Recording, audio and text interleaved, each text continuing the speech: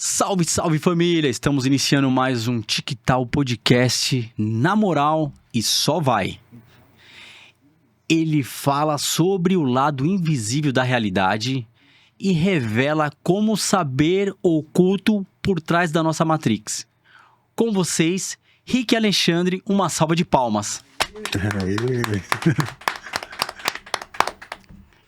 E pra quem não me conhece, eu sou o Rei Dias e a gente vai começar um bate-papo aqui louco demais, mas com muito respeito, porque é um assunto que eu gosto de abordar, por isso que você está aqui hoje. Eu dei uma stalkeada né, nas suas publicações e acho muito viável, muito bacana, pra gente entender o que está por trás de tudo isso, né? E eu queria saber de você, Rick, justamente... um pouco sobre a sua trajetória até chegar nesse estudo da Matrix. Legal, Rei. Primeiro, obrigado, de estar aqui. Cara, eu que agradeço. Estou impressionado aqui com a energia desse ambiente, a tua energia, assim, né? Então, estou muito feliz, fui muito bem recebido. Até me surpreendeu positivamente, né? Então, Rei, a minha história, eu começo com uma vida normal. Até meus 40 anos eu levava uma vida by the book.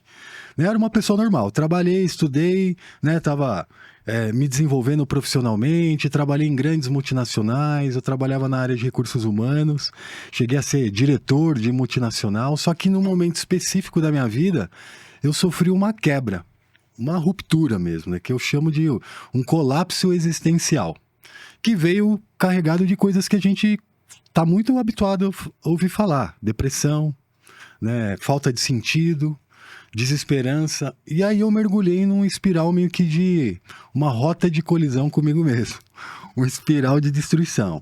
E isso foi mudando muito minha vida. Eu morava em São Paulo, tinha uma carreira. De repente eu abandonei isso, fui para outro lugar. Fui abrir uma casa noturna em Londrina. Achando que a diversão, o entretenimento ia preencher aquele vazio, ia ser a resposta para o que eu buscava, mas nada parecia preencher aquilo. E aí eu era um cara totalmente cético, não acreditava nada de mundo espiritual, não acreditava nada de conspiração, eu até ria disso aí, das pessoas que acreditavam, falava, esse pessoal aí é maluco. Mas em um momento específico da minha vida, eu comecei uma busca. E aí eu fui por vários caminhos. Eu fui fazer ayahuasca lá na Chapada dos Veadeiros, participei de rituais de ayahuasca xamânico. Eu fui buscar o espiritismo, fui buscar o budismo, fui buscar a física quântica. Só que eu sempre fui um cara muito dedicado. Tudo que eu faço eu mergulho, eu me dedico. Eu falo, quero descobrir isso daí. E nessas buscas espirituais, eu tive um momento que me deu um despertar. Eu passei a acreditar no mundo espiritual de forma real e influente na nossa realidade. E aí eu comecei a estudar, Comecei a estudar como é que o mundo era controlado, comecei a ler sobre as conspirações. Então fui mudando, a minha visão de realidade para chegar onde eu estou hoje, de falar desses assuntos, Hoje o meu grande objetivo é esse, é compartilhar essa minha experiência e falar para as pessoas, o mundo não é bem como você conhece, Então é um pouco disso, assim, essa introdução. Sim, não, eu trouxe logo pra galera entender do TicTal quem é o Rick Alexandre, justamente porque a galera às vezes, o cara sentou ali, tá viajando na ideia. Por que o Rei trouxe ele pra trocar ideia lá no TicTal, pra entender um pouco mais sobre a trajetória? É justamente isso, você não tá aqui do nada. Ninguém está por nada, mas assim, você teve uma carreira corporativa, empresário e tudo mais, um cara que está trabalhando para fazer a sua publicação, e dentro desse contexto você traz um tema muito complexo, vamos dizer dessa forma, é bem complexo. Sim. O que você está trazendo, e o que mudou dentro da sua realidade depois desses estudos, o chamado roteiro invisível. O roteiro invisível, eu acho que é muito legal essa sua observação, assim, muito pertinente para mim. Por quê? Primeiro, iniciou com uma quebra, Eu fui ali buscar uma resposta espiritual. E aí eu comecei a estudar as conspirações. Como é que o mundo era realmente governado, ou quais eram os sistemas ocultos, ou as influências ocultas que governam nossa realidade, né? Os sistemas, seja ele financeiro, de saúde, educacional, quem está por trás? Quem governa isso? Depois disso, a conspiração, para mim, ele é o primeiro passo para quem começa a questionar o status quo, certo? Você começa a falar, bom, o mundo não é bem o que parece. E aí você mergulha nas conspirações e aí você vai ver que existe uma infinidade de teorias, algumas mais absurdas, outras mais equilibradas. Eu fico do lado mais equilibrado, né? E busco me aprofundar. Só que das conspirações eu caí no controle social e globalismo tecnocrático. Que aí entra um pouco nessa questão de, no mundo, como as narrativas são criadas. Como é criado o consentimento sobre uma narrativa? Se a gente fala assim, ó, por exemplo, as narrativas de aquecimento global, todo mundo começa a repetir isso, mas será que isso é realmente verdade? Quais são os interesses por trás dessas narrativas? Porque toda mídia repete isso, considerando que existem grupos, né, e consensos científicos contrários a essa informação e que a gente não sabe. Então, como é que o pensamento de massa é construído? Então eu caí para um lado que eu comecei a estudar Noam Chomsky, Gustavo Le Bon, Eduardo Bernays, né, que é o pai da propaganda moderna. Sim. Né, entender como, né, eu estudei Hannah Arendt, que fala sobre a banalidade do mal, né, quando a pessoa tem poder, ela executa o mal, né, sem ela, de forma burocrática, sem ela ter relação com aquilo. Né? Estudei, li muito sobre George Orwell, Aldous Huxley, sobre Yuri Bezmenov. Yuri Bezmenov foi um ex-oficial da KGB que pediu asilo no Canadá. E aí, na década de 80, ele deu uma entrevista num canal de TV que foi assim bombástico. Ele explicou qual que era o modelo de subversão ideológica do Ocidente. E ele explicou que todo aquele papo lá da contracultura, né, viva a vida agora, o momento é agora, vamos aproveitar, sexo, drogas e rock and roll, etc., foi uma infiltração russa, né, para desestabilizar o Ocidente, tendo ali como matriz os Estados Unidos, que é o alicerce ali.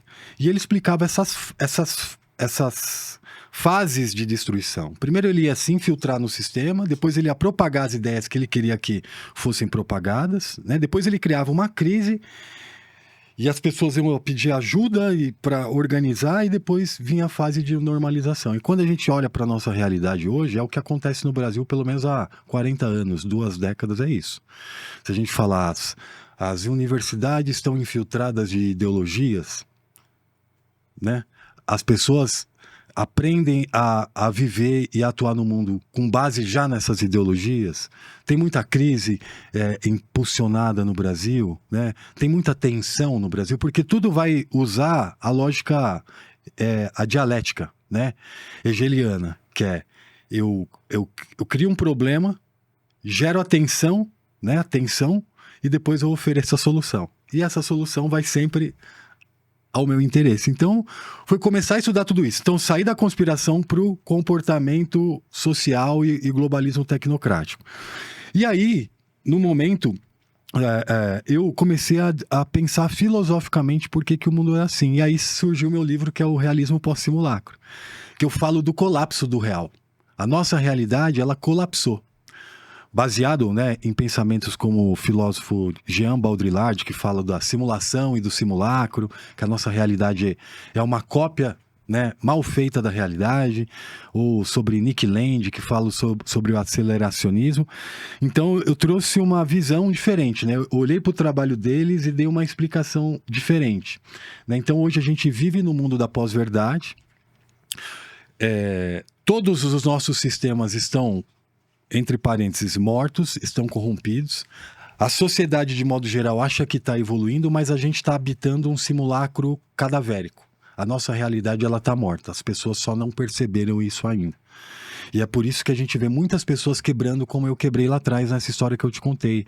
1 bilhão de pessoas, né, segundo a Organização Mundial da Saúde, sofrem de algum problema, algum distúrbio mental, sofrem 300 e tantos milhões, estão em depressão. Então a gente está vivendo esse mundo maluco, né? Que tudo agora é o consumo, é a sexualização em todos os aspectos, né? As pessoas pensando só no imediatismo, né? E o mundo que a gente está vivendo hoje. Tem coisa boa? Tem, mas tem uma alienação generalizada no mundo, no mundo como um todo. Sim. Ô Rick, qual foi a sua primeira descoberta, assim, do que você tinha? Você tinha uma crença ou acreditava naquele conceito e aí você, através dos estudos, das buscas, do entendimento, você, tipo, totalmente mudou a sua visão?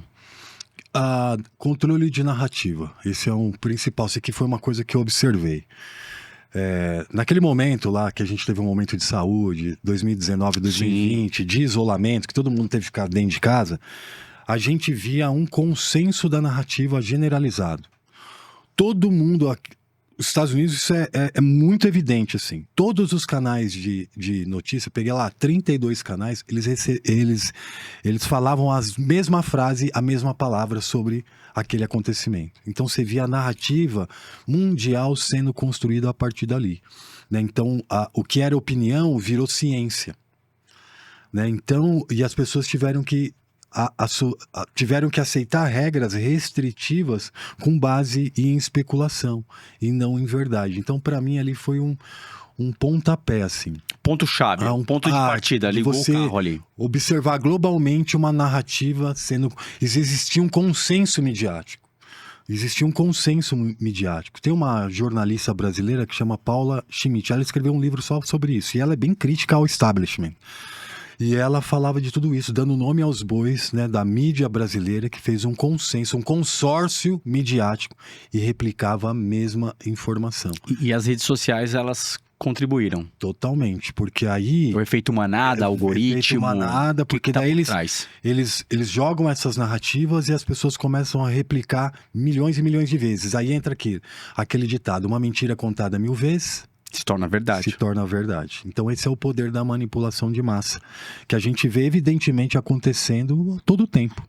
Então, dentro desse conceito que a gente trouxe das redes, então quanto mais conectado a gente está, mais vulnerável estamos ao sistema. Exatamente, mais vulnerável e mais programável. Por quê? Eu vou te dar um exemplo muito característico, você vai concordar comigo talvez. Vamos lá.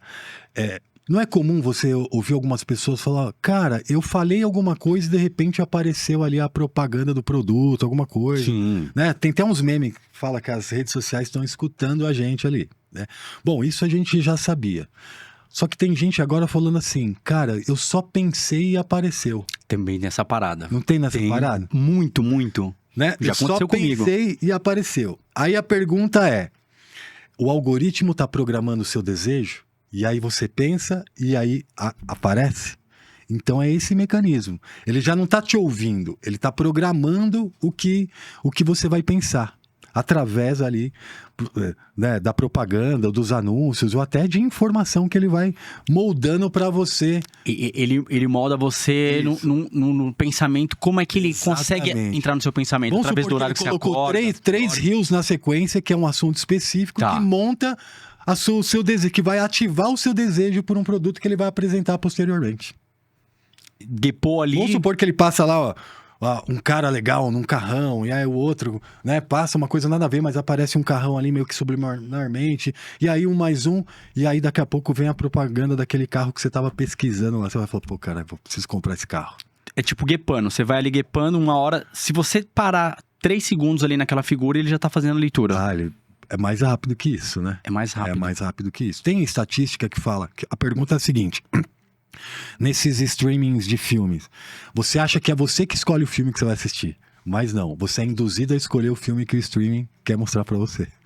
Então, já existem discussões e livros, né, sobre isso, se a gente entrar na área da ética algorítmica, né, que os caras estão usando a deriva. É aquele documentário, O Dilema das Redes. Também. Eu cheguei a assistir, já chegou a assistir? Não, esse eu não assisti. Esse é louco, tipo, o cara acorda na madrugada e vai na geladeira, o algoritmo já sabe que ele acordou. Então. Porque ele pegou o celular, foi ver a hora. Aí ele, cara, tudo. O cara, tipo, é um cara hétero, então ele gosta de mulheres. Que tipo de mulheres vai jogar? E aí e o celular tá toda hora, tipo... E aí quando ele para e fala assim, não vou mexer no celular, o celular fica dando pra ele, precisa me pegar aqui de novo. Eu tô te mostrando, aí vai chegando na tela dele o que vai aguçar a curiosidade dele. Então, aí você entra no assunto que é o globalismo tecnocrático. Você assistiu um filme do Tom Cruise, que tinha, como é que fala? Minority Report, que eles descobriam um crime antes da pessoa realizar? Sim, realizar. Então, só que lá eles tinham uns médiums, né? Era uma equipe de médiums que ficava lá. Mas hoje os nossos médiums são um algoritmo. Então o algoritmo conhece mais você do que você mesmo. Ele sabe que hora que você entra, que conteúdo você consome, o que você compra, tudo, né? E aí ele começa a determinar o teu modo de vida se você não tiver consciente disso. Só que o que é o que a gente fala do risco do globalismo tecnocrático? Quando todos os dados sobre o indivíduo se juntarem num sistema só. Então, toda a sua atuação nas redes sociais, toda a sua atuação, né, do seu dinheiro, que vai ser digital, então eles vão ter toda a informação, onde você compra, o que você compra, quando você comprou, por que você comprou, qual a quantidade que você comprou, toda a sua informação de saúde, né, centralizada. Então, eles vão ter assim você 360, todas as suas informações. E aí eles vão definir o que você pode e o que você não pode consumir. Por exemplo, tem seguros já, né? Eu trabalhei muitos anos na área de seguro. Tem seguros na Europa que, dependendo do hábito de consumo da pessoa, ele já não está oferecendo aquele seguro. Ele já está bloqueando. Ele falou, cara, você tem o hábito de beber muito, você compra muita bebida. E eu não vou te dar um seguro de carro, por exemplo, entendeu? Então, é nisso que vai se tornar, né? Pode se tornar, e já está com características, já está desenhado. A gente tem que olhar muito para essas empresas. Seguradoras, elas estão muito à frente. Elas olham, né, o comportamento de massa mesmo assim. E aí eles ficam projetando um futuro. A gente ainda vai falar do sistema corporativo, que o calo vai doer, é mais embaixo. Que essa parada aí é mais sinistra. A gente ainda tá aqui no dilema das redes. Que aí eu queria que você deixasse uma dica pra galera do TikTok. Qual é o método que você acha mais viável? Não vou falar nem método, mas a dica pra pessoa ela se bloquear um pouco mais das redes. Tomar um certo cuidado. Primeiro ela precisa estudar um pouco. Entender como é que as redes são projetadas. Basicamente assim, né?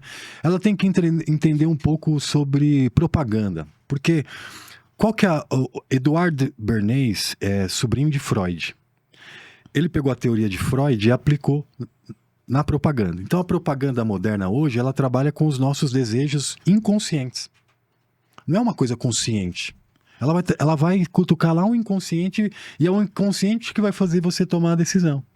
Então, você entender um pouco disso, de como é essa manipulação, né? E você se abster um pouco das redes sociais e ter momentos de silêncio.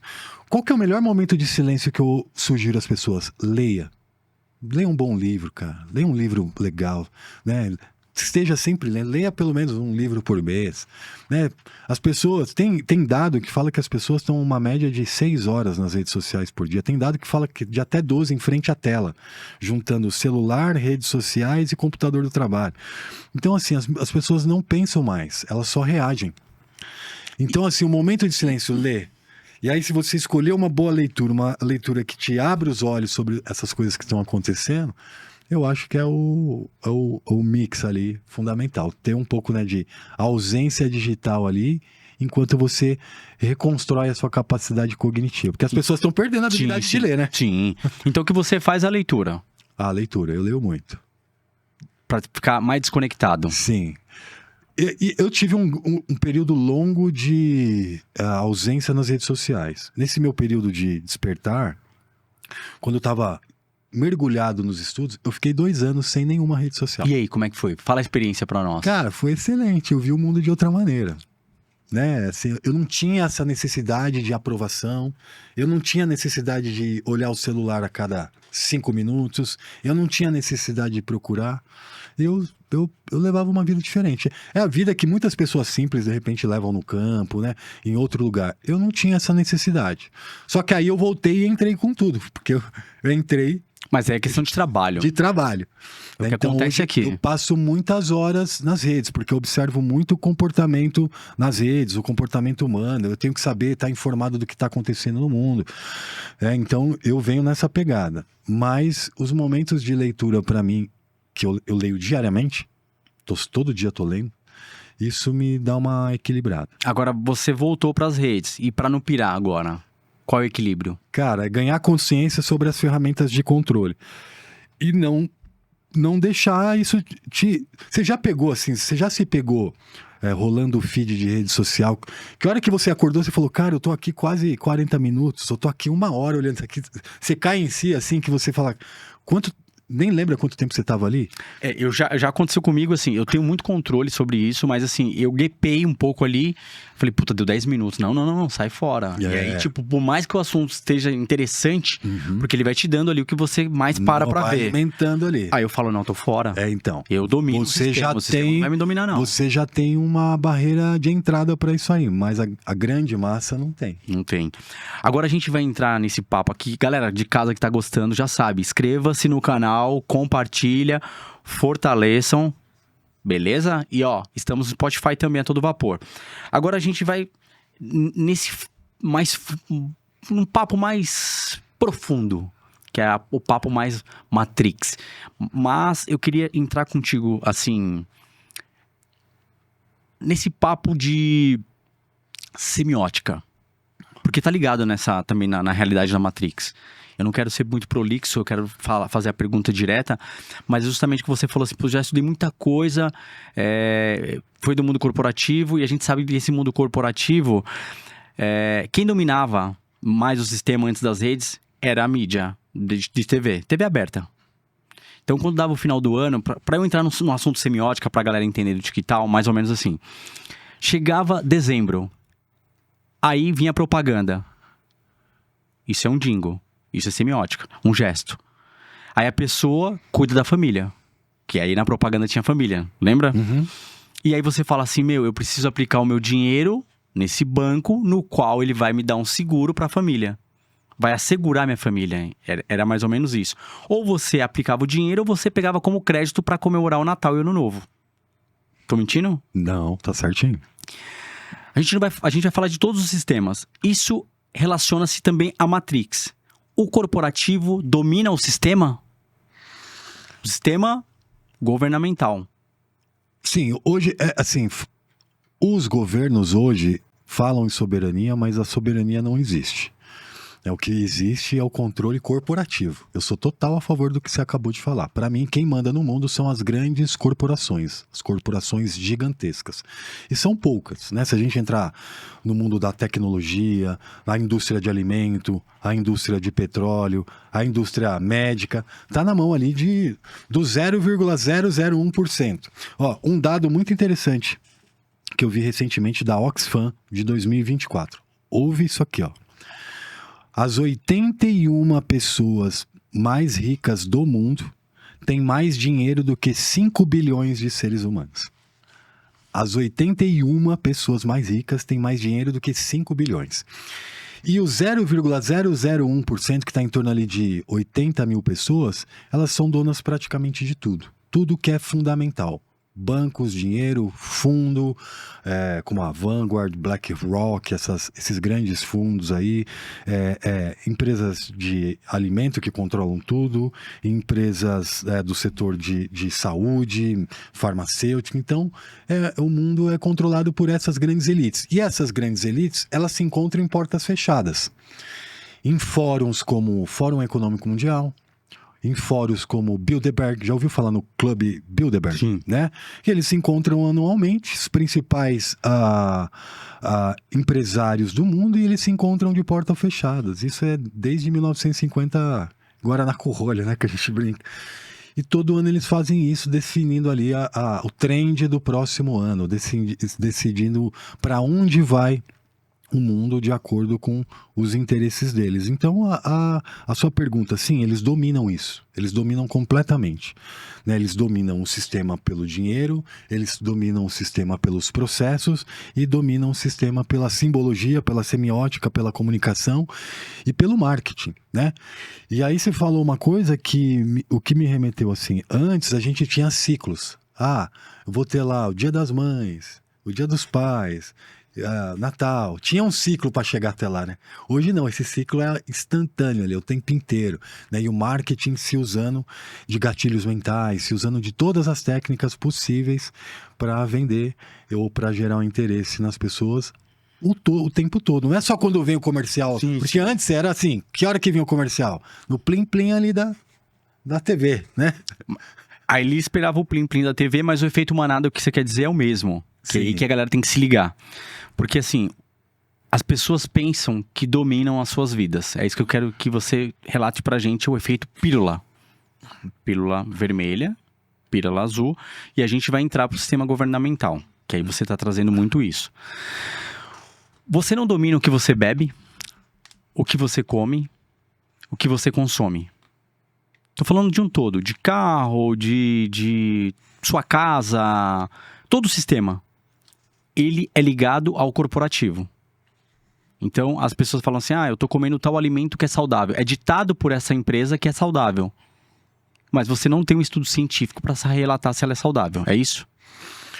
Eu tô falando de um assunto, mas são vários. Narrativa. Por exemplo, o bacon já foi considerado prejudicial à saúde, benéfico à saúde, prejudicado à saúde. Cada hora é uma coisa, vai mudando, não é? Ou o ovo, ou o leite. Não tem aqueles memes que o cara tá assim, não pode comer mais nada, né? Porque tudo tem um problema. Então, eles controlam essa construção da narrativa de acordo com o interesse corporativo. Agora, a pergunta que você fez... É importante assim, as pessoas acham que têm autonomia sobre as vidas delas, mas elas nunca pararam para pensar como é que o mundo é governado. Elas acham que o mundo é assim porque ele é assim, né? Ao acaso, né? Porque você tá comprando tal carro, porque tá todo mundo morando em apartamento. E elas têm autonomia, mas na verdade, hoje o que eu vejo, assim, aqui a grande massa, é como se a gente fosse ratinhos de laboratório. Né? Que a gente primeiro olha para cá, daí vai todo mundo para lá, olha para lá, todo mundo vai para lá. Então eles estão sendo estimulados pelos instintos, né? Através da mídia, da cultura pop, das músicas, da polarização política. Olha, esse aqui é uma informação importante. O mundo é governado pela dissonância cognitiva, que é criada através do medo e do prazer. Guarda isso. Medo e prazer. George Orwell é um escritor muito famoso nesse meio de distopias, que ele escreveu um livro chamado 1984, que é o Big Brother. O Big Brother, né, saiu dessa... Lá existia a figura do Big Brother, que era o governador mundial. E ele aparecia numa televisão e todo mundo adorava ele, mas não sabia se ele era real ou não, porque só aparecia, ele não aparecia publicamente. E esse livro fala-se de um governo totalitário. O governo tinha controle total sobre as pessoas, sobre tudo na vida dela, todos os aspectos da vida social do indivíduo, inclusive a polícia do pensamento. Se ele pensasse alguma coisa que não era permitido, ou se ele falasse alguma coisa que não era permitido, ele ia sofrer consequências. Então era totalmente controlado. Aldous Huxley, ele escreveu um livro chamado Admirável Mundo Novo, que aí é o contrário. O mundo as pessoas são governadas pelo entretenimento e pelo prazer. Então era um mundo totalmente anestesiado. Tudo era prazer. O prazer de comer, o prazer de comprar, o prazer de usar algum remédio ou alguma droga. O mundo vivia anestesiado pelo prazer. No meu e-book, Hackeando a Matrix, eu faço uma comparação do Orwell com o Huxley. Um é o medo e o outro é o prazer. Medo e prazer. Essas duas coisas juntas geram a dissonância cognitiva. Por que na televisão, estou falando muito dessa televisão, né? Mas por que antes vinha o jornal e depois a novela? Jornal e depois a novela. Medo e prazer. Medo e prazer. E por que é o horário mais nobre para anúncio de comercial? Para gerar o prazer, porque você está querendo ali. Porque gera o medo, gera tensão, né? Na pessoa, crise, catástrofes, guerras, né? Vai chegar até você, né? Violência. E a pessoa fica na tensão. Não é uma coisa consciente, muitas vezes é inconsciente. Aí depois vem a novela, né? A diversão, o prazer, as coisas. Então, esse é o momento que o seu inconsciente está mais enfraquecido para receber uma mensagem subliminar que vai ficar lá dentro e que vai gerar em você o desejo de você consumir determinado produto ou absorver o comportamento que aquela informação quer que você tenha. Porque O comercial ou a cultura pop, ela quer implementar em você um estilo de vida, né? O sonho americano, ou estilo de vida, né? Ou alguma coisa nesse sentido. Então, o medo e o prazer, o mundo é governado por essas duas tensões. Só que isso gera gera o que a gente chama de inércia. A pessoa, ela passa por tanto essa tensão de medo e prazer, que quando ela vê uma coisa real que ela precisa agir, ela não age. E aí isso se chama dissonância cognitiva. Então, pelo que você relatou aqui, a IA seria o novo Big Brother. A nossa IA hoje. Com certeza. A IA e a inteligência de dados, tudo isso que está sendo construído em nosso entorno, que as pessoas não estão entendendo, vai ser o novo Big Brother. Isso é o cerne do que a gente chama do globalismo tecnocrático. Porque, do que eu te falei, eles vão ter todos os seus dados. E vai ter tudo digital. E tudo num lugar só. Né? A indústria 4.0, tudo vai ser digital. Você vai saber o que tem na sua geladeira, você vai saber como é que está seu batimento cardíaco, seu sangue, sua oxigenação. Tudo está digital, tudo ao mesmo tempo agora, né? Definindo algo sobre você, para te oferecer. Aí, assim, podia falar assim, a tecnologia e a ciência vão evoluir para o bem da humanidade. Tudo isso vai converger numa coisa boa. Melhores condições, melhores produtos, uma vida melhor. Mas, por ser interesse corporativo, você acredita mesmo que isso pode acontecer? Que vai ser só o bem? Ou vão privilegiar o interesse de quem está no controle? Isso que é o maior cuidado. E aí, vamos para a educação. A gente vai trazer essa narrativa que você trouxe para aqui agora, nesse diálogo aqui, justamente para a gente analisar o que Paulo Freire já falava lá atrás, né? Criar senso crítico. Então, tudo você tem que questionar. Tudo tem que ser questionável. Por que eu estou fazendo isso? Por que eu estou isso? Então, esse é o grande conceito da humanidade. Seria o conselho que você daria? Lógico, o senso crítico é a primeira coisa. Fazer perguntas, questionar. Questiona tudo. Mas não de uma forma paranoica. De uma forma equilibrada. Porque tem muita gente que questiona. Não é. Né? Agora, o nosso sistema de educação, não estou nem falando brasileiro, eu estou falando global. Ele não é construído para criar o senso crítico. Ele foi projetado... Por efeito manada. E é implementado por efeito manada. O nosso sistema de educação atual foi baseado no sistema prussiano, de criar pessoas obedientes. É uma pergunta simples. Se você pegar ali... tem um dado que fala 30% da população entre 15 e 64 anos não tem a capacidade de ler, escrever e entender números. 30% da população produtiva não tem. Tem dado muito pior, que fala assim que apenas 8% da população dentro dessa faixa é completamente hábil para se comunicar. Só 8%. Então, 92% não consegue se comunicar direito. Isso é educação? Os jovens saem do ensino médio fundamental sabendo calcular juro composto, sabendo... Não, eles mal sabem ler e escrever. E o chamado ler é o ler e interpretar. Isso. O que você está lendo? Não é só ler Não é só ler, repetir aquilo que está ali. Entender. É internalizar, entender, né? E reagir de forma adequada àquilo. Para criar-se o senso crítico. Exatamente. Começa por essa base. Porque é justamente o que você vem trazendo, esse relato. A educação seria que você traz aí, efeito fileira, vamos enfileirar todo mundo e passar o conhecimento. Não abrir o questionamento, é passar o conhecimento, que é diferente. Tem um livro, cara... É o que Paulo Freire falava, né? Tipo, educar através da sua realidade. Sim. Então, assim, você vai aprender a ler e escrever, mas o que faz sentido pra você? Sim. Tem um livro, a autora que chama Charlotte Iceberg. Ela trabalhava no Conselho de Educação dos Estados Unidos. Trabalhou, sei lá, a vida inteira. Ela era uma das principais pessoas para definir o sistema de educação americano. E ela escreveu um livro que chama Emburrecimento Programado. Que, na verdade, todo o sistema... de educação dos Estados Unidos, que depois foi abraçado pela ONU e que, de modo geral, atua na maior parte do Ocidente, é um sistema para emburrecer, não para criar senso crítico. Você sai obediente, você não sai questionador.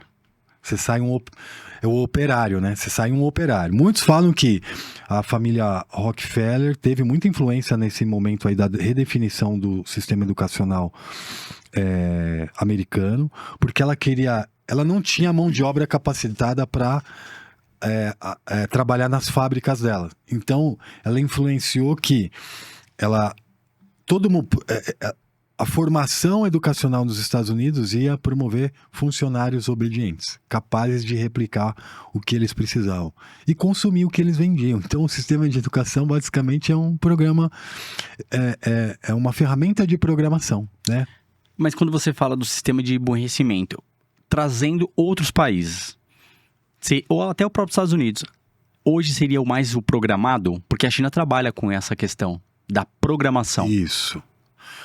Você ter um conhecimento específico em uma disciplina, você é muito bom em calcular alguma coisa, você é exímio nisso. Você tem um conhecimento muito bom em tecnologia, você tem um conhecimento muito bom em agricultura. Isso não quer dizer inteligência emocional, Sim. Isso não quer dizer inteligência social, isso não quer dizer que você vai ter uma visão apurada do mundo. Eu já tive, por exemplo, no meu canal, não foi nenhuma nem duas vezes. Eu já tive doutores falando coisas absurdas que, assim, uma pessoa simples que trabalha no campo tem mais sabedoria que ele, mais inteligência emocional e mais visão da nossa realidade do que muitos doutores aí que estão completamente programados ideologicamente. Então é um pouco disso. Não quer dizer que, olha, você é super excelente numa disciplina, só que você não consegue connect the dots, né? Conectar todos os pontos e entender qual é o fio da meada por trás do controle mundial. Tá. A gente vai voltar aqui no sistema político justamente porque a gente entrou só no raso. Vamos alinhar mais esse bate-papo aqui. A parada que você falou do corporativo, eu entendi, eu queria que você falasse pro público do digital o que seria o corporativo, né? Que são o grande poder, que aí você falou aí justamente de a minoria que domina o mundo. Nessa questão de dominar todo o sistema governamental. Eles que ditam as regras. Sim, eles que ditam as regras. Quem vai ser eleito, o presidente que vai estar ali. Quais os acordos serão feitos, quando acontecerão as crises. Então existe muita gente que fala sobre isso. Noam Chomsky é um deles, né? Que as crises são arquitetadas. O que acontece? O poder corporativo hoje ele é imenso. É imenso. Tem fundos como a Vanguard ou a BlackRock que são donas de praticamente tudo no mundo. Tudo no mundo. Tudo que foi essencial em qualquer nicho, seja alimento, petróleo, tecnologia, tudo que foi essencial. Se você for lá no Yahoo Finance e entrar lá nas ações, e tiver capital aberto, né? E entrar na ação daquela empresa, você vai ver uma desses fundos lá. Eles são donos de praticamente tudo. E como o mundo é governado? O mundo é governado pela dívida eterna. Né? A gente vê os Estados Unidos com uma dívida de 33 trilhões ou mais, né? Não sei que número está agora. Ou se você pegar a dívida interna e externa do Brasil, é gigantesco. Ou das nações inteiras. Então, inicialmente, eles governam as nações pela dívida eterna. Porque são eles que emprestam dinheiro para essas nações operarem. Só que quando eu empresto dinheiro para você operar, eu vou dizer aonde você pode usar ou não esse dinheiro. Eu vou direcionar. Eu te empresto não sei quantos bilhões ou trilhões, mas você não vai poder usar nessa iniciativa, seja educação ou isso ou aquilo. E além disso, eu vou querer isso, né? Vou querer um contratinho aqui, eu vou querer essa empresa aqui. Então, a gente não discute esses acordos. Esses acordos são discutidos de porta fechada. Você já viu algum acordo de empréstimo que o Brasil tenha feito do FMI ou do Banco Mundial? Não. Você já leu? Não, também não. Então, é esse tipo de análise que a gente tem que fazer. Então, eles têm um poder financeiro. O que você está trazendo, então, seria que eles têm um poder financeiro e eles que governam os governos de cada país. Financiando. Dando dinheiro como empréstimo e tendo autoridade sobre o que vai ser agora estabelecido. Isso é um campo, né? Isso é só um braço. Até financiamento de guerras. Exato. Ué, quem que tá financiando essas guerras aí? Quem que tá Você acha que se os Estados Unidos não tivessem financiando a Ucrânia, a guerra tava acontecendo até hoje? De forma alguma. Já teria acabado. Sim. Então são eles que sustentam. Mas quem vai pagar... Ó, uma guerra, ela vai gerar diversos custos, né? Eu não tô falando nem do custo emocional das pessoas que se vão e todo o sofrimento das pessoas em torno disso. Mas vamos olhar. O país ou a região daquele país é totalmente destruída. Primeiro, eu forneço dinheiro para guerras e armamentos, que 80% vem dos Estados Unidos. Os Estados Unidos, na OTAN, representam 80% de todo o dinheiro em investimento em armamento, seja todo tipo de armamento para uma guerra. Então ele vende esse armamento. A OTAN é obrigada a comprar dos Estados Unidos. Né? Então 80% de tudo vem dos Estados Unidos. Eles compram, são empresas militares americanas. Então ele está vendendo arma o tempo inteiro, não é de graça. Eu tô emprestando, eu vou soltando, vou te dando bilhões e bilhões, cada hora eu te dou mais dinheiro. Tá. Fica nesse ciclo. E aí, depois, além do armamento, vai ter a reconstrução do país. Quem vai pagar a reconstrução? Vou emprestar mais dinheiro para reconstruir. E aí fica cada vez mais refém dessas empresas. Não teve uma crise na Grécia, não sei quantos anos foi, 10 ou... Teve uma crise imensa na Grécia, mais de 10 anos ou 20 anos, alguma coisa. Eles estão em crise até hoje, eles não recuperaram daquela crise até hoje. Então eles geram as crises, geram a tensão, né, que pode ocasionar as guerras. A diplomacia nunca acontece quando deve acontecer, né? Só depois que está muito destruído, que já foi gasto muito dinheiro, chegou num limite, e aí vai a diplomacia acontece. Então... Mas antes, com isso tudo já se ganhou, já se fez mais dívidas e se ganhou muito mais dinheiro, porque é um ciclo. Muito mais dinheiro.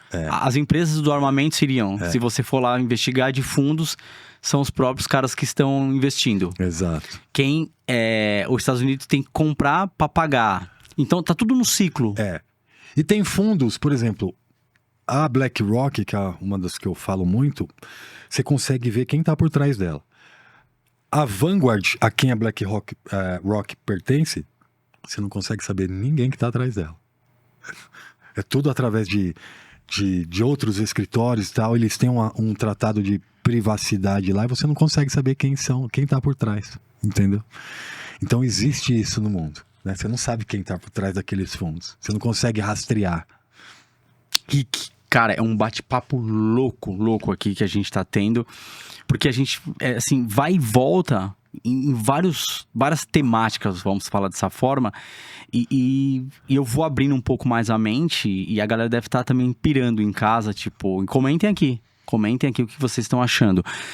Me dá alguns relatos sobre a questão... Exemplos sobre as pílulas, né? Que a gente vive o tempo todo, a vermelha e a azul. Essa questão da pílula azul e vermelha, ela veio do filme Matrix, né? Pelo menos foi popularizada. Ela já existia antes de maneiras diferentes, mas ela foi popularizada no filme Matrix de 1999, né? Que eu assisti no cinema. Eu saí do cinema assim, falei para um amigo meu que a gente foi assistir junto, falei, cara, e agora? Eu tava num shopping aqui em São Paulo, que é aqueles que tem um estacionamento em cima, assim, eu olhei pro céu, olhei pra cidade, assim, falei, cara, e agora?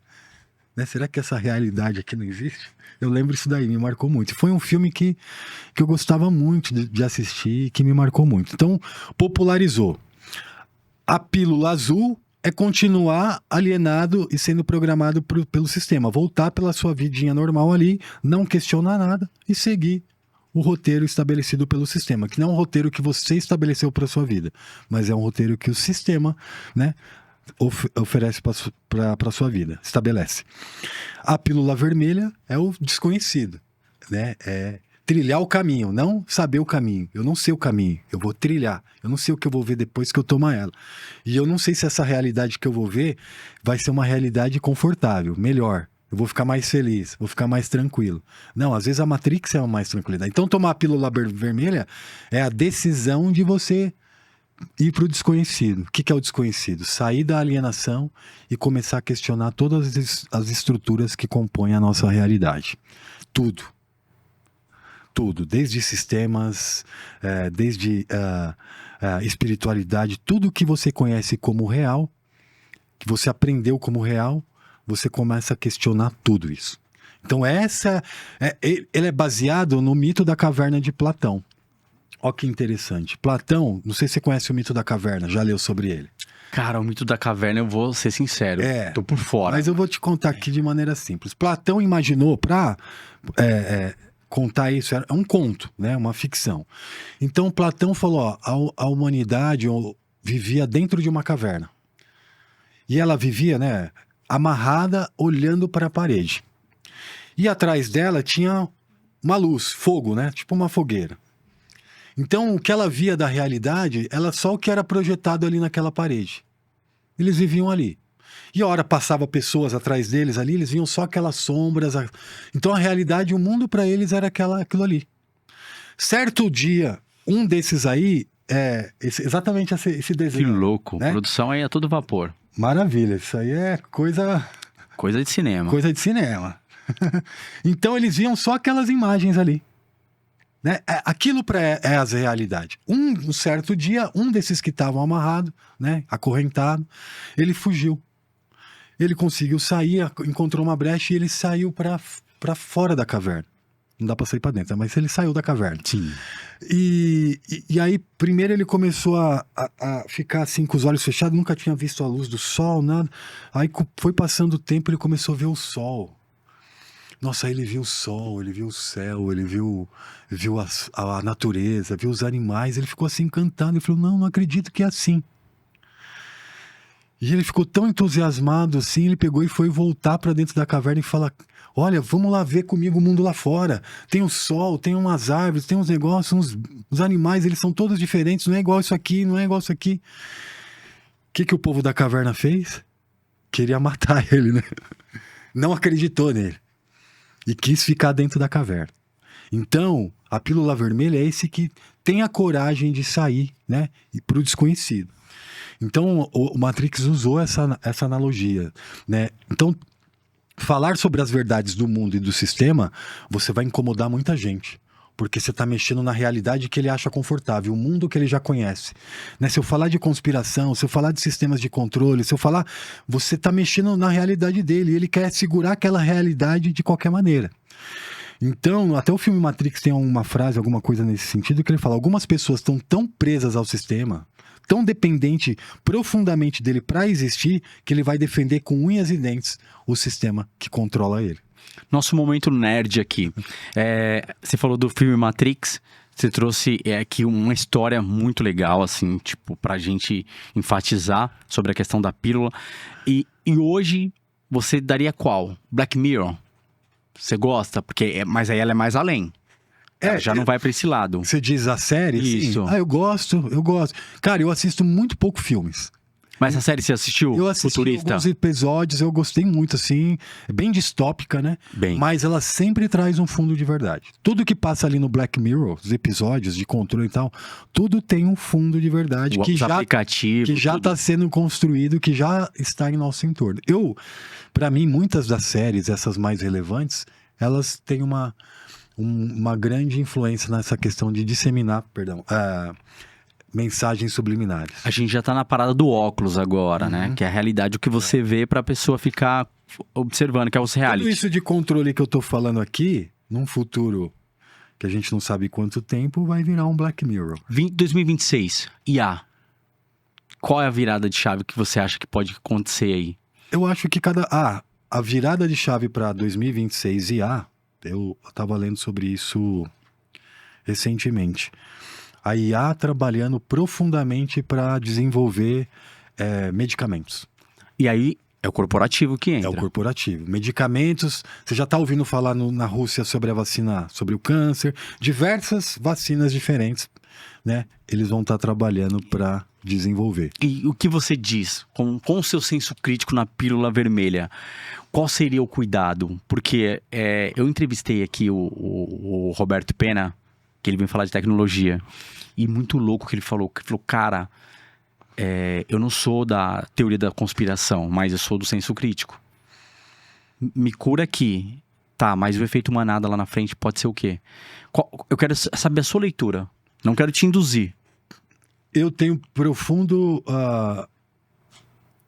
eu tenho um senso crítico muito, muito forte em relação a isso. Tem uma barreira em relação a isso. Porque a ciência, ela não é neutra. A gente acha que a ciência é neutra, a ciência é feita para o bem da humanidade. E desde o início, a ciência sempre foi feita para atingir objetivos corporativos, objetivos de controle e objetivos de lucro, né? Eu vou curar uma doença e vou parar de vender determinado remédio. Então, eu acho bonito, né? As pessoas falaram, a cura para isso, a cura do câncer, a cura das vacinas. Mas a gente nem sabe o que eles vão criar com isso daí. Cura o câncer, cria uma outra, entendeu? Então, mas eu tenho uma reticência muito grande, assim, porque a ciência ela não é neutra. A ciência responde a interesses corporativos. Se fosse neutra, a gente já não a gente não estaria no estágio que a gente está aqui hoje. De doenças, de um sistema de saúde ruim, de uma população adoecida em diversos aspectos. Porque naqueles fundos, o mesmo que é dono da empresa de alimento com glifosato, é dono da empresa de remédio, é dono da empresa... Eu ia entrar nisso daí, eu ia entrar justamente nisso. Não, porque quando você fala assim, a gente tá entrando na parte da medicina, do avanço. Aí a gente fala, pô, mas se surgiu a doença, de onde surgiu a doença? Aí você traz a questão que você falou, os alimentos. Aí tem a doença mental, então são as redes, o que você está consumindo, essa atmosfera. Você consome muita IA? Cara, eu uso. Como eu sou sozinho no meu canal, né? Eu tenho alguns parceiros, mas na geração de conteúdo eu uso sim. Eu uso no meu dia a dia. Como se fosse... Mas eu não uso como uma fonte de me dar as respostas. Tá. Isso é diferente. Eu uso como um estagiário ou como um assistente. Alguém que eu direciono para fazer algo simples que eu quero.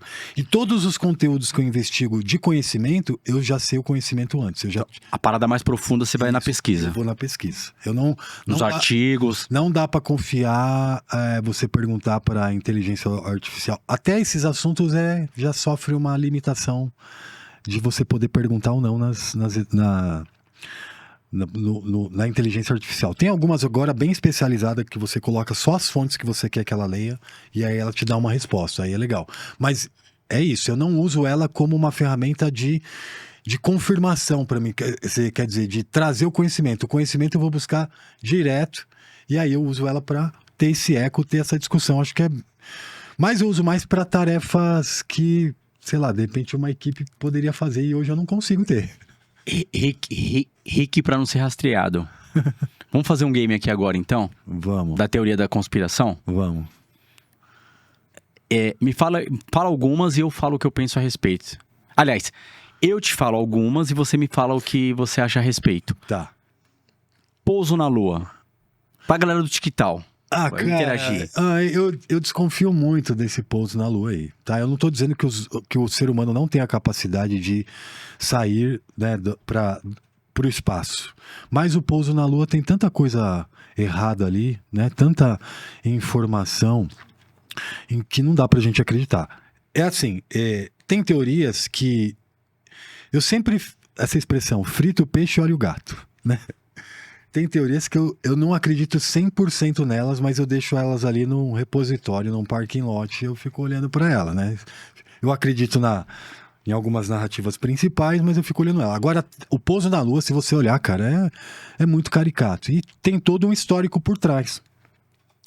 Qual que é o histórico por trás? Você sabe como a NASA foi fundada? Como começou os primeiros projetos de foguete? Cara, não. Eu sou perdido nessa. Tem uma série sobre Eu entrevistei um cara aqui, que é fera. Fera, mas... E bugou mais ainda a minha mente, mas eu quero entender a sua. Eu vou contar uma versão, tá? Existia um cara que se chamava Jack Parsons. Ele foi o primeiro cientista de foguete que deu origem ao projeto da NASA. Jack Parsons fundou a JPL, que até hoje é parceira da NASA, e tem até cratera na Lua com o nome dele, tá? Jack Parsons. Só que o Jack Parsons, ele era seguidor de Aleister Crowley, que é um dos maiores ocultistas do mundo moderno. Aleister Crowley, que é aquele faça o que tu queres, que é tudo da lei, né? Que era lá da Telema, que influenciou a cultura pop profundamente e está disseminado o que ele trouxe para o mundo em tudo até hoje. Então, eles faziam rituais juntos, tá? O Jack Parsons E os foguetes, além do objetivo científico, ele tinha um objetivo de espiritual de atingir a deusa de Babylon, que era o arquétipo feminino de Aleister Crowley. Aí vai vendo. Jack Parsons tinha um amigo, que era o Hubbard. Esse Hubbard roubou a mulher dele e abriu a Cientologia, que é aquela religião dos artistas famosos, né, que acredita na ciência, o Tom Cruise e a Adele e tal. Sim. Beleza, você já viu duas coisas aí, o fundamento da NASA. O Jack morreu num acidente misterioso no laboratório dele. E aí vem o Van Braun. Van Braun era um cientista do bigodinho lá, daquela época, que foi trazido da Alemanha para os Estados Unidos através de uma operação paperclip. Vai vendo. E Van Braun e o Walt Disney começaram a escrever séries sobre o espaço, sobre a viagem no espaço. Então escreveram um livro sobre o homem viajando a Marte. A viagem a Marte. Eu não vou lembrar o nome desse livro agora, mas Van Braun e o Walt Disney escreveram uma série para a TV que ficou super famosa. Eles fizeram várias séries. E num livro que era Viagem a Marte ou algo nesse sentido, um livro de 1954 ou 7, por aí, existia um cara que se chamava Elon e que ele era o responsável de descobrir Marte. Agora a gente tem, em 2025, a gente tem um cara que se chama Elon e ele é o responsável do projeto para explorar Marte. Você acha que é muita coincidência? Isso está nos livros, isso é documentado. Então, quando você vê a fundação de tudo isso, e aí tem algumas coisas, né, que falam sobre a filmagem, né, falam muito de Stanley Kubrick ter sido envolvido com isso, ele tentou denunciar algumas coisas depois nos filmes deles todos. Então tudo... E a NASA fala, nós perdemos a tecnologia. O diretor da NASA falou na década de 90 ou início dos anos 2000, numa entrevista, nós perdemos a tecnologia que levou o homem à Lua. Como é que você perde, cara? A NASA perdeu a tecnologia que levou o homem à Lua. Aí já total contradição. Então, todo esse misticismo inicial ali que depois, né, o Wernher von Braun foi diretor da NASA, ele que fundou o projeto lá com Eisenhower, o Kennedy, né, que entrou nesse projeto de levar o homem à Lua. Era uma briga entre Estados Unidos e Rússia. Então, é muito jogo de interesse, muita coisa por trás ali, muito misticismo para você acreditar 100% que aquilo ali é real, entendeu? Então eu tenho grandes dúvidas, sim. Então, essa daí já relatou, eu não vou entrar muito... Eu só vou falar aqui do 3 e Atlas, o que você acha? Cara, eu quase caí numa pegadinha de... Sabe quando você vai compartilhar um vídeo que você viu? Eu vi milhares de canais, assim, canais grandes, pequenos, e eu fui compartilhar um vídeo e depois eu descobri que ele é falso, assim, minutos depois, né, que era um vídeo fake. Eu acho que tem uma construção de narrativa em torno disso aí para gerar muita especulação, tá? Mas é um objeto misterioso. Eu acredito que seja, sim, um cometa, né? Eu acho que vai ser mais uma ação midiática em torno de um acontecimento que talvez não tivesse essa magnitude. É interessante, porque é algo que a gente nunca viu. E ele não é o primeiro, por isso que é 3I, que é o terceiro interestelar. É o terceiro objeto interestelar que entra, né, no nosso sistema. Então já aconteceu outras vezes. Sim. Só que agora a mídia, o algoritmo, tudo, a sensação, as teorias da conspiração, vamos deixar a galera mais alienada. Eu tenho pessoas, amigos, né, que estudam ufologia e tal, que acreditam numa linha mais de nave espacial. Eu não refuto isso. São aquelas teorias que eu deixo ali no parking lot. Falo, deixa aqui. Se começar a me dar mais... Eu vou apurar o senso crítico. Aí eu vou estudar mais. Mais a Mas fundo. eu acho que é um evento... que estão usando para fazer essa disseminação aí mais especulativa. Eu fui em 2 paradas mais avançadas, agora a gente vai na linha do tempo. Tancredo Neves. Eu nunca estudei, né, a questão do Tancredo. Eu lembro porque eu era criança, né, e vivi isso aí, vi na televisão e foi um choque, né? Eu lembro até do choque, assim, porque ele era muito querido pelo Brasil, Sim. né? E conhecendo como a política é formada no Brasil e conhecendo um pouco da atuação das sociedades secretas, eu não posso dizer a fundo. Eu nunca estudei o caso e fui, né? Mas é um caso muito interessante, até um objeto de estudo pra frente. Mas eu diria total que tem a mão dessas organizações secretas aí por trás. Eu não... Vou falar mais uma aqui, pra gente até finalizar e seguir o assunto. E já deixar pra você de casa. Vai ficar o convite aqui, Henrique, pra você voltar novamente. Opa! Teoria das conspirações, né? Teoria das conspirações. Deixa aqui, se você quiser, a gente já manda pra você. Manda. Porque a gente vem num próximo e já relata. Louco, vamos sim. Presidente Kennedy. O presidente Kennedy, eu não tenho dúvida. Tem um discurso do Kennedy que ele fala: existe uma conspiração monolítica sendo arquitetada para destruir os Estados Unidos. Logo depois desse discurso, vocês viram o que aconteceu. Tem um cara que chama John Edgar Roosevelt. Ele foi diretor do FBI durante 40 anos. Imagina o diretor do FBI durante 40 anos. Nessa época aí. Ele falou assim, ó. Existe uma conspiração. Ele falou assim, ó, a mente humana é incapaz de conceber o tamanho da malignidade da conspiração que existe nos bastidores do mundo. A mente humana é capaz de sequer conceber o tamanho da malignidade das conspirações que... Um cara que foi diretor do FBI 40 anos, você acha que a gente tem que levar ele em consideração? Total. Então... Não é um cara que tá falando. Quem falar que não tem teoria da conspiração, o que você já leu? Quem você já leu? A gente tem que perguntar isso. Você nunca leu. Porque hoje as pessoas... Ela nunca leu um livro, nunca, cara, nunca gastou, e ela não acredita. Então, mas ela tá baseada em quê? Só na percepção dela da realidade. Agora, a gente vai entrar num tema que você falou.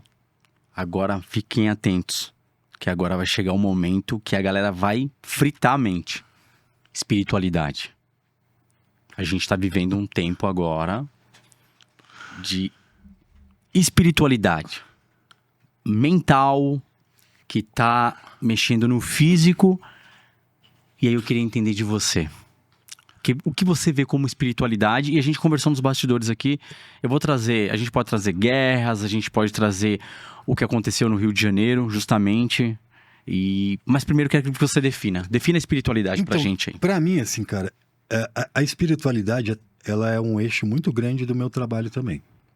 Hoje a gente veio numa linha mais, né, teoria das conspirações, controle e tal, mas a espiritualidade que me trouxe para esse caminho. Então, eu acredito total no mundo espiritual, tá? Por vivência, por observação empírica, né, como diriam os cientistas. Eu tive uma experiência espiritual. Eu tive um contato com Deus. Num dia, num movimento de oração, eu sempre fui um cara cético. Eu tive ali uma experiência sobrenatural com Deus. E a partir daquele momento, eu falei, nossa, o mundo espiritual é real. E eu passei a estudar mais sobre ele. Eu tive depois algumas experiências muito doidas, assim, espiritualmente. Eu tinha ido buscar várias doutrinas espirituais. Eu falei pra você no início. E eu sou um cara que eu estudo. Então eu fui estudar, né, essa questão de... ayahuasca, essas questões de dimensionais, fui estudar o Bhagavad Gita, que é o hinduísmo, eu fui estudar um pouco do islamismo, e eu mergulhei na Bíblia, no cristianismo, etc. Então hoje, eu sou um cristão, tá? Mas eu sou um cristão dissidente, um cristão sem sistema religioso, eu sou um crítico ao sistema religioso, às estruturas de poder religioso, ou as estruturas de alienação. Então, a minha relação, a Bíblia para mim, ela é um instrumento, é uma bússola para a vida.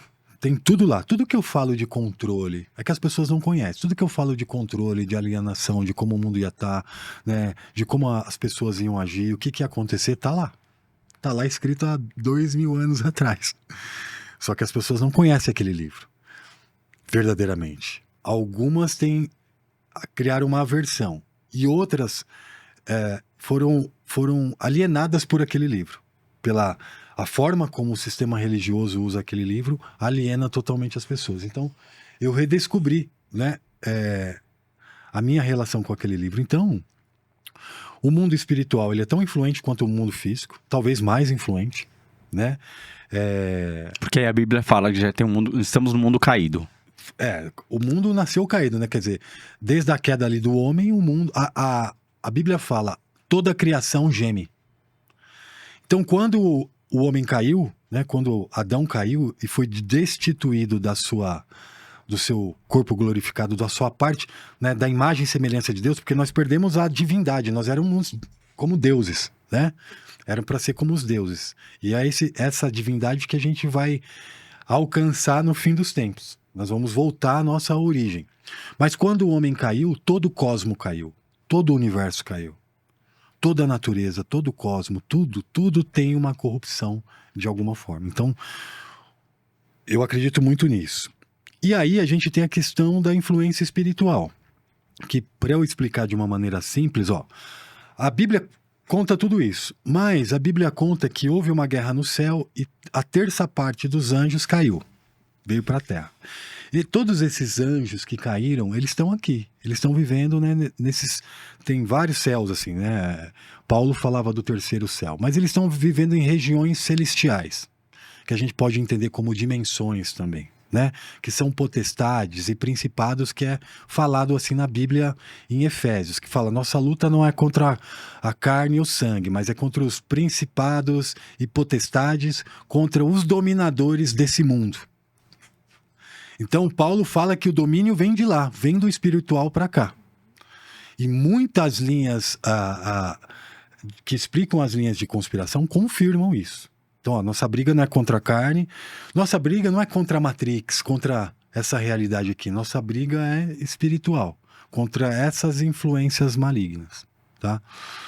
Essas influências, elas querem manter a humanidade num estado de alienação, num estado de dependência, num estado de conflito, de guerra. Eles se alimentam da dor, do sofrimento, da morte, né? Por exemplo, tem lugares no mundo, 700 milhões de pessoas vivem abaixo da linha da miséria, da pobreza, 700 milhões. Hoje tem criança em algum lugar do mundo sofrendo com o resultado de uma guerra, né? Tem um monte de acontecimentos ruins. Então, essas energias, essas entidades, que são essa terça parte aí, elas estão aqui o tempo inteiro, né? E elas têm que o que você está relatando, elas têm que buscar isso como energia para elas. Muitas linhas, porque na Bíblia fala que para a serpente, né, que seria o chefe de todo mundo aí, que ele vai se alimentar do pó da terra. E nós somos o pó da terra, né? Porque nosso corpo volta ao pó, de onde ele veio, e nosso espírito vai a Deus que o deu. É como se ele estivesse confirmando. Sabe no filme Matrix, que tem aquela pilha dos humanos que estão dormindo? Sim.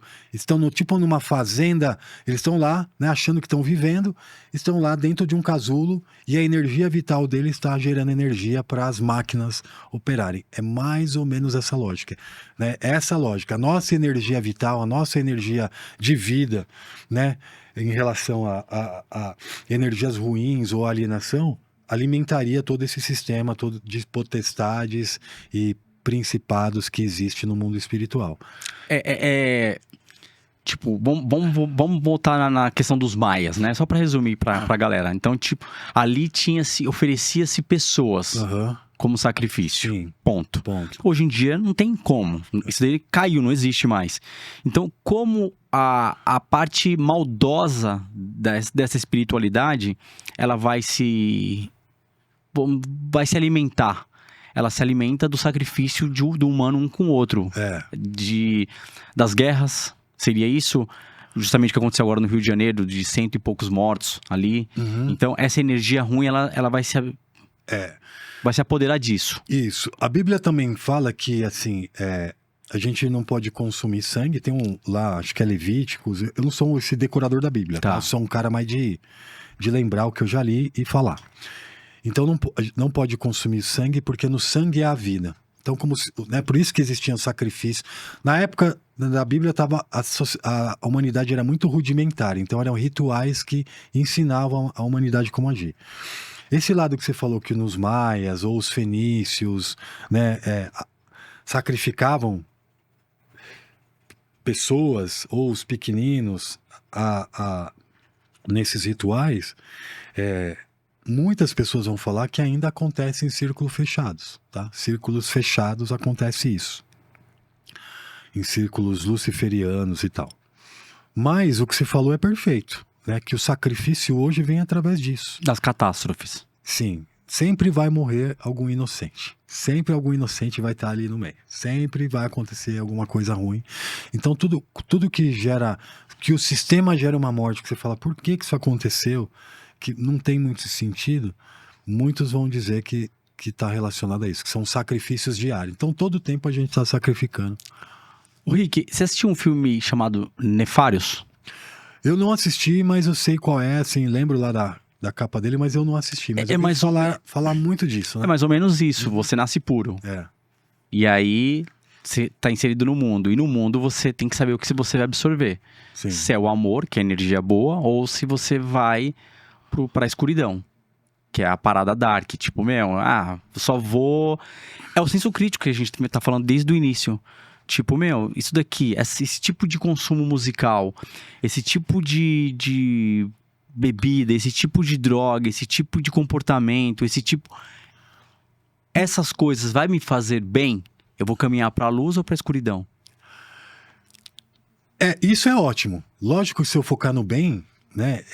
Tem uma coisa muito louca que acontece. Tem muitos círculos espiritualistas que falam, eu não vou olhar pro mal do mundo porque não me pertence. Não, olhar pro mal, eu tô falando assim, o ponto de vista que eu tenho, mas eu entendi o que você tá falando. Mas pessoas que estão se alienando ou que tá fechar os olhos, Eu vou cuidar da minha energia aqui e não tenho nada a ver com o resto. Não, eu já vejo a gente como um todo. Um todo. O planeta vibra, né? Isso, todo mundo, né? Você não tem empatia, você não precisa sofrer a dor e ficar mal. Mas a empatia com o sofrimento alheio, com uma guerra, quando você vê uma criança, você não tem... Sim, com certeza. Você vê uma criança, você pensa no teu filho, né? Você fala um monte de coisa. Fazer algo para ajudar. Isso. A gente não precisa pegar aquela dor e adoecer por causa disso, mas a gente tem que ter empatia. E é isso que o mundo tá. O mundo tá anestesiado. O cara vê uma chacina ou um conflito... E ele, não reage. Ele vai lá, eu vou assistir minha TV e vou tomar minha birita aqui e isso não é comigo. Ou até os espiritualizados falam, não, eu vou preservar a minha energia aqui e vou fingir que isso aí não é comigo. Também não acho legal. E aí entra no que você falou, medo e prazer. Medo e prazer. Então, assim, essa questão da espiritualidade que você me perguntou, eu acho que tem muita alienação também. Então eu tento... ser um ponto mais... Porque hoje você falou uma palavra aí que me chamou a atenção, pureza. Eu tenho um livro que está sendo publicado agora, né? Está saindo agora aí pela Cotter Editorial, que é uma editora de filosofia, literatura e política. Meu primeiro livro físico. Que eu falo sobre o colapso do real. Chama Realismo Pós-Simulacro. Pô, legal, hein? É, bem legal. Talvez na volta aí eu possa vir trazer o Realismo Pós-Simulacro. Com certeza. Aqui. E lá... eu discuto o colapso simbólico da nossa realidade, né? E eu falo que não existe mais um pensamento livre da atuação do algoritmo. Nosso pensamento, o pensamento do homem-máquina já está misturado. Não existe mais pureza. Nós já estamos tudo contaminado. A pureza, ela deixou de existir. A criança, hoje, ela já nasce programada diferente. É lógico que eu amo criança, né? Mas você vai ver que se você não tiver muito cuidado, ela já entra na lógica do algoritmo e do sistema muito mais rápido. Muito. Se você não batalhar e você ser um exemplo e você tomar cuidado com tudo que ela vê, com tudo que ela tem interação, a pureza dela vai se esvaziando muito mais rápido do que antes. Não, o senso cognitivo das crianças hoje, eu tenho 2 filhas, é muito mais avançado do que há anos atrás. A criança tinha todo aquele período para abrir os olhinhos, a criança já nasce com o olho aberto. Tinha já, até nascia com a muleira. Não tem mais isso, né? Não, hoje em dia é tudo já muito... nasce né? Por quê? Aí entra toda aquela questão. O próprio pai, a própria mãe, o nosso gene já, hoje, já é diferente. Nós já mudamos, já. Já mudamos. E aí tem a alimentação. A gente estava conversando sobre isso. Então, os alimentos já tem todos vêm com hormônio. Então, tem uma série de coisas envolvidas. Tem medicações, a infertilidade. Sim. Então, assim, tem muita coisa que tem que ser apurada. Por que nascem diferentes hoje? Por que estão mais avançadas? Por que estão superdotadas? Então, tem tudo essa questão de análise, que é a questão que a gente traz desde o início aqui da nossa conversa. Analisar senso crítico. Sim.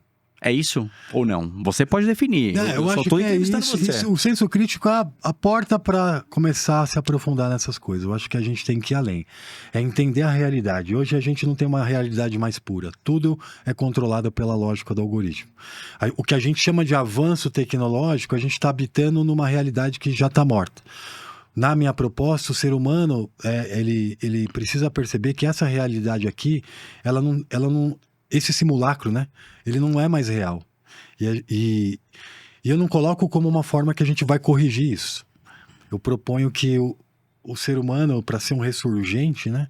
Ele tem que acordar para isso. E aí buscar retornar à fonte, né? Que é a palavra, que é o logos, que gerou toda essa realidade que a gente... E se você traz aqui pra gente do digital de uma forma filosófica, para reflexões, Sim, para acordar, sair dessa matrix que tá englobada. sim. É isso? Sim. Produção, coloca aquela trechinho, quero que você resuma sobre essa questão do HD, da Matrix. E aí resume pra gente, que é nesse papo que a gente entrou aqui agora, ó. Esse livro aí chama Simulacra e Simulation. Tá.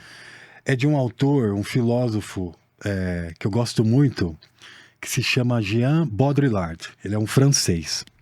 E ele escreveu essa teoria. Ele escreveu sobre a morte do real, do mundo da realidade. Ele começa esse livro aí falando assim, ó, o mapa precede o território. Sem origem, sem substância, nem ser referencial. O mapa precede o território, sem origem, sem substância, sem ser referencial. O que é isso? O mapa é uma coisa que a gente observa o território e vai lá e escreve um mapa, certo? Sim. Ele está dizendo, e o mapa é a cópia do território, certo? Só que ele está falando que o mapa agora é a realidade e não tem nenhuma relação com o ser referencial. Louco isso. Vou te dar um exemplo disso. Uma modelo que tem uma imagem dela, que ela se produz tudo para ficar nas redes sociais, ela não tem nada a ver com quem ela é realmente, mas a imagem dela é a imagem, como é que fala? É a imagem do que ela se tornou. Cara, você trouxe um exemplo muito louco, que a maioria tá vivendo isso. O mundo real, o mundo rede social, que é o mundo Matrix. Sim. Não tem nada a ver do que ela é hoje. Então ela tá vivendo muito mais esse outro mundo do que ela que realmente é. Sim. Seria essa analogia. Sim. Cara, pesado. Pesado. No contexto que eu quero dizer pra você aqui agora, Rick, o que você vê do mundo daqui pra frente? Melhora? Você tem uma visão otimista? Ou você vê o mundo assim, de uma forma... Estamos entrando numa questão de... Estamos desmoronando. Eu acho que a gente está entrando num colapso. É o colapso mesmo. É o colapso.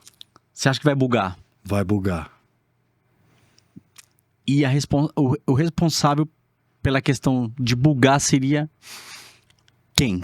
Nós mesmos. Nós estamos com preguiça de voltar a ser quem nós éramos, né? Nós estamos com essa preguiça. Você acha que tem que analisar esse sistema, então? Sim.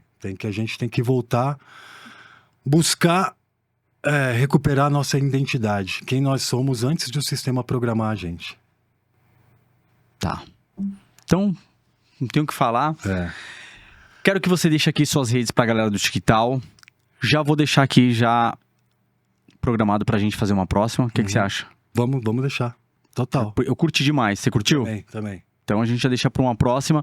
E para você que ficou até o final, já quero agradecer imensamente. Rick, deixa o recado para a galera do TikTok aqui, para nós. Bom, sigam lá o Saber Oculto no Instagram, aqui no YouTube também. Vai ser um prazer. Manda um DM, fala que você assistiu aqui, a gente conversa um pouquinho por lá.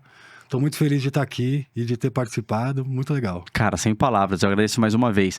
Galera, então, quero agradecer. toda quarta-feira. É isso aí, a gente vai definir algumas ideias sobre questões que a gente quer descobrir aqui. Então já inscreva-se no canal de cortes também, quero agradecer, vem ganhando vapor. Então inscreva-se lá.